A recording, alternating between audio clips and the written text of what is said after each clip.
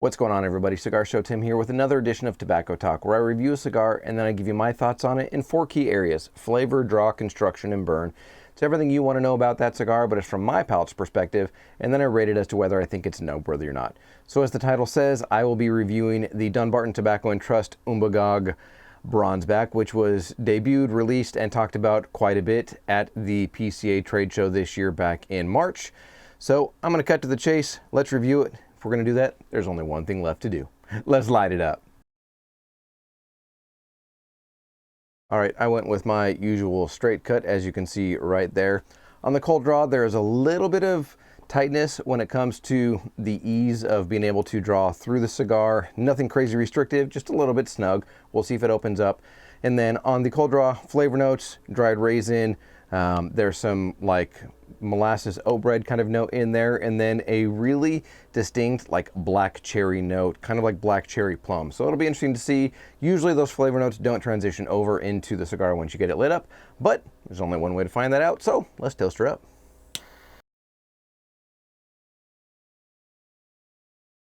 Okay, upon initial light up, deep, rich, earthy flavor note is the most prominent one. There's quite a bit of leather that's in there as well. And there's this really nice like deep maple syrup kind of sweetness that's in there as well. Really, really unique, really good. Yeah, that leather is pretty strong. The wood, I would say, is an oaky wood. And the earthiness is definitely in there as well in the forefront. No spice, no pepper, nothing like that right now. But we'll see what happens in the first third. When I come back, I'll let you know the blend on this cigar, flavor notes, how it's treated me, and everything else you might need to know. All right, let me show you the burn here at the end of the first third. As you can see right here, just a little bit of a wave to it, not perfectly straight. Right there is where you get that little peak, and then down as it straightens out for the rest of it. But not a terrible burn overall. Ash holds on for probably about inch or so, inch and a quarter. So construction really isn't too bad at all. Okay, let's talk about the blend on this cigar and how does it differ from the original Umbagog. Well, let's go back, a little history lesson. So the Umbagog pays homage, Steve Saka created it, and it pays homage to the Henry Clay cigars of the 1980s and 1990s. I am taking a lot of this information from Half Wheel. They did an article about this prior to PCA when this cigar was debuted and released. So that's where this information is coming from. Feel free to go and check out Half Wheel. I go there for a lot of cigar information.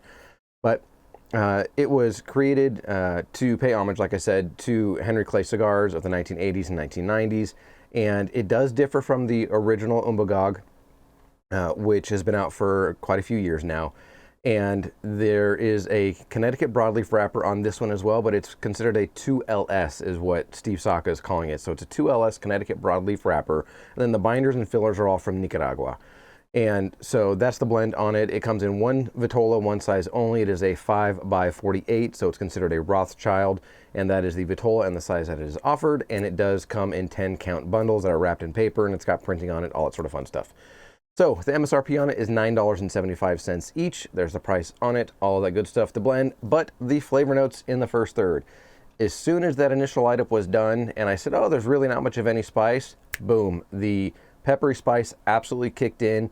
It is a very distinct black pepper.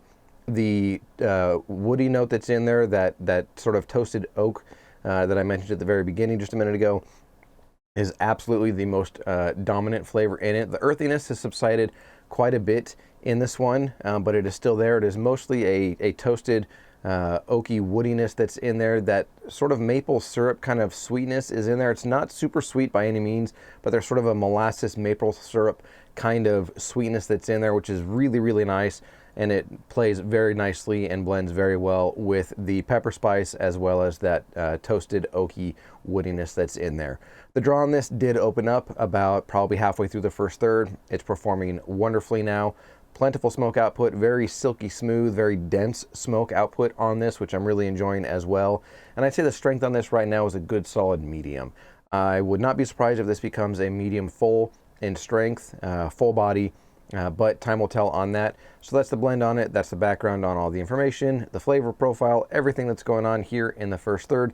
I'm going to jump into the second third. When I come back, I'll let you know any changes in the flavor profile, how it transitions, if it does at all, and any other information I think you might need to know. All right, let me show you the burn here at the end of the second third. You can see right there, not perfectly straight, definitely got a little bit of an angle to it, but the ash is holding on and doing well overall. So I may touch it up, I may see if it corrects itself. It did do that one other time, but it completely corrected itself, so I'll probably just let it go unless it gets out of control. Okay, flavor notes in the second third of this Umbagog Bronzeback. That toasted woodiness, that oakiness is absolutely the forefront flavor, the most prominent flavor note that's in there. The pepper spice is still in there. It did dip down just a hair. On the retrohale, you still definitely get a little bit of spice coming through, but it's nothing that's going to make your eyes water or, blow out your sinuses, nothing like that at all. And then that little bit of sweetness of that sort of maple syrup molasses is still in there, just a hint. And there's a really nice, just sort of long finish of some sweet tobacco that's in there. Really, really savory, really, really nice. Really enjoying it in the second third here. So let me give you a little bit more information about the Bronzeback and the 2LS wrapper leaf that's on here, the Connecticut broadleaf. And this is still taken from the Half Wheel article, but I want to read it for you so that you can get a better understanding of what that 2LS means. And again, this is taken from Half Wheel's article on it. It says 2LS is a designation for the leaves typically situated between the third to half mark on the stalk. They sit beneath what is called the mediums, according to Steve Saka.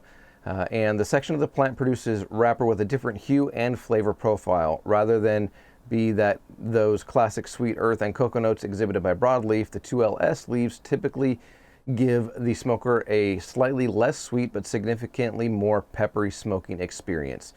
So that's what the 2LS is. What the LS actually means, it doesn't say, so I'm not sure. I didn't dig that deep into it to see what it is. In fact, Steve, if and when you see this, please feel free to put down in the comments what 2LS stands for if you would like to do so. And all of these Umbagog's Bronzebacks are made at Naxa, which is the Nicaraguan American Cigars SA factory down in Esteli, Nicaragua. And so that's where these are rolled, that's where they're made. That is where the original Umbagog is rolled as well, from everything that I have seen. And Umbagog, in case you're not familiar with it, is named after basically Steve's favorite fishing place in New Hampshire, if I'm not mistaken. Yeah, Umbagog Lake State Park in New Hampshire. And so that's where Umbagog got its name from. So now you have a little bit more background on the cigar and the naming and what 2LS comes from and what it stands for. Okay, strength on this, I would say this is a good, strong medium. Getting close to a medium full, but I'm going to say this is still strength-wise a good, solid medium. Definitely full-bodied, deep, rich flavors. The long finish on this is very savory, like I said a second ago, and really, really enjoyable. The leather that was there at the very beginning was gone by the end of the first third. It's not there in the second third whatsoever either. And the draw on this is staying very, very nice. Nice, rich, dense smoke output, doing very well. Really across the board so far, other than that burn line, which really is just a little bit wavy. It's nothing crazy. It hasn't canoed or run big time. Like I said, it corrected itself when it started to do that last time. So there you have it. That's the second, third take on it. When I come back, I will give you my final thoughts on the cigar, any flavor transitions, what's going on with it, strength, all those different things. And of course, I will let you know whether I think this is nubworthy or not.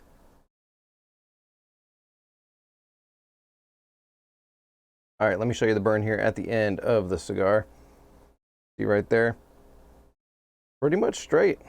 Doing really well. I did not touch it up. It did correct itself yet again. Doing very well, and you can see the oily sheen right there on that wrapper leaf. Doing very well. All right. Flavor notes as this cigar wraps up. That toasted oaky wood is absolutely still the most prominent flavor note, but there's a really nice toasted nuttiness that came in the final third that I really, really enjoyed. With Nicaraguan tobacco, I absolutely love the nutty flavor note that comes out of it, and I definitely got that here in the final third. Really enjoyed it.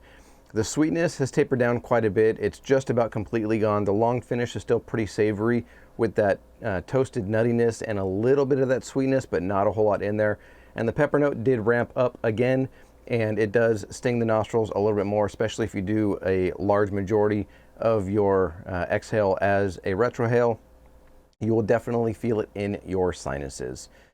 So overall, do I think this cigar is nubworthy? I absolutely do. I'm usually not a fan of the super dark, like rich, full-bodied stuff that Steve has put out, other than the Nakatamale. And honestly, of all the ones that I've had in recent years, I would probably put this one right underneath the Naka Tamale as my number 2 favorite from Dunbarton Tobacco and Trust. Really, really enjoyed this cigar. The toasted woodiness, the nuttiness that came in at the end. The pepper was not overpowering. It was definitely there and very noticeable, but it was not overpowering by any means at all. And just very savory, very, very enjoyable. The strength on this as it finishes up, I would say, is probably at a medium plus. I would not categorize it as being a full strength cigar, but I would definitely put it at a medium plus if you're newer to cigars and haven't gone into much of the medium plus to full range. This is going to be much more in the full spectrum for you, at least from my experience. That's going to be my take on it. The draw stayed very nice in the final third, very plentiful smoke output, still very dense, very rich smoke, and it has done very, very well. You saw from the burn, it does correct itself. It has done quite well with the construction overall, and the ash still holds on for about 1.25 inches or so. About 1.5 inches was the last one, so construction on this is very, very good. Again, these are $9.75 a piece. They come in 10-pack bundles wrapped in paper with the graphic and everything on it for Umbagog Bronzeback. But if you have had this before, I know there are a ton of reviews that are out there. Go ahead and put some comments down below. Have you had this before? What was your take on it? Have you enjoyed it? Does it sound like something that you would enjoy if you haven't had it yet? If you are a huge Dunbarton fan, there's no reason why you won't enjoy this cigar. And again, for me, this ranks number 2 out of everything that Steve has put out that I have tried, and that's the U-boat and it's either Stolen Valor, Unstolen Valor, and all of the other ones that are out there. This one is number 2 for me. Very, very good cigar. I do have the original Umbagog in my humidor still that I have yet to try, so I'm curious to see how that one, lines up and rates comparatively with this one.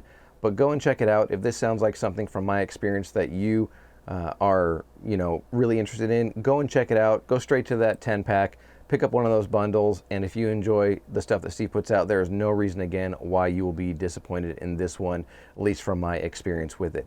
But that's going to do it for this edition of Tobacco Talk. Oh, and I did get this while I was at PCA. Chris Decay, who's a good brother of the leaf, went and said hi to him and all of that, said hi to Steve while I was at the booth and everything, and got this while I was at PCA specifically to do a review. So thank you, Steve and Chris, for supplying this to me for a review. Very, very good. But that's going to do it for this edition of Tobacco Talk. Enjoy your cigar journey, everybody. I'm Cigar Show Tim. As always, I'll see you